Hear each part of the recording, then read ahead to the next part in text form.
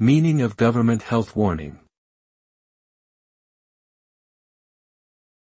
Government health warning.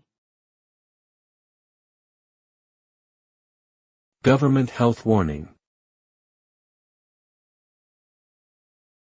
Government health warning. Government health warning. A government health warning is a statement issued by a government agency, such as a Ministry of Health, indicating that a particular product or behavior may be harmful to people's health.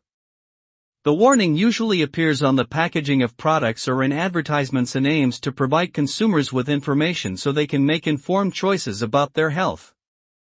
Such warnings can be found on tobacco, alcohol, and certain food products containing high levels of fat, sugar or salt.